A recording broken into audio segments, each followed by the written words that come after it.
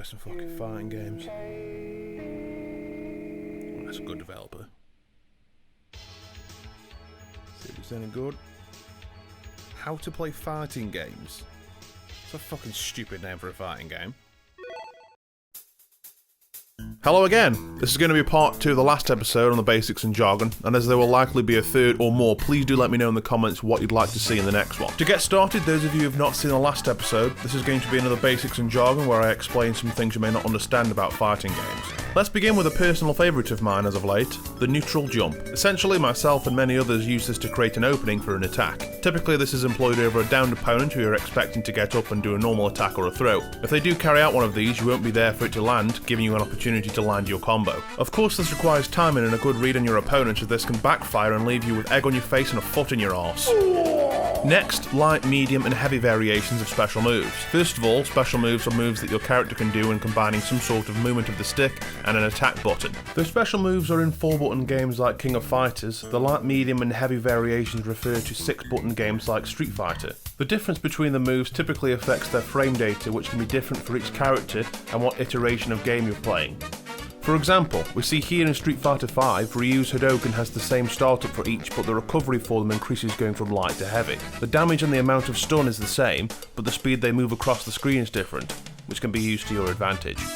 The next one leads on from a previous video where I explained the denotations of certain things like QCF and QCB. If you frequent forums on fighting games, you'll see along with the acronym stated, sometimes you'll find numbers as well, such as 236 HP.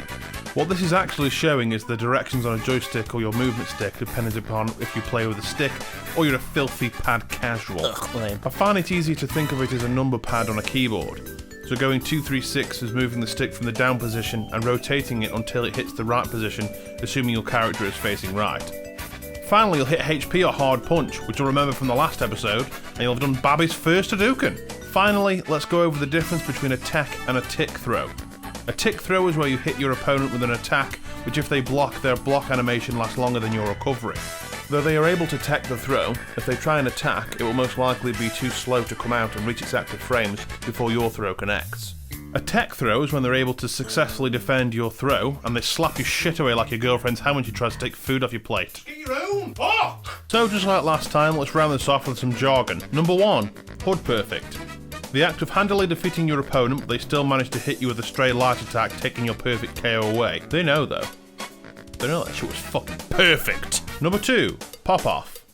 One of the more fun parts of the fighting game seen in their tournaments.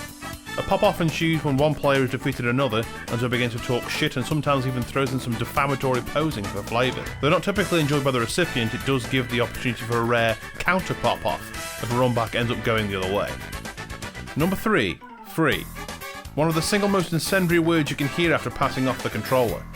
Something being free simply means the opponent is not blocking a certain attack, allowing for continuous damage with no real threat of punishment. Number 4, the Basement King. The legendary creature among your friends that stomps you all day every day, but doesn't play at your local scene or even possibly online. If they ever do venture outside of the basement, they are usually dispatched pretty quickly, as they typically are only good against you and your friends. Oh god. Am I the Basement King? Oh shit. And that's another one for the books. Once again, if you like this one, let me know and give me some ideas for future content, and you can all look forward to the next video. See ya!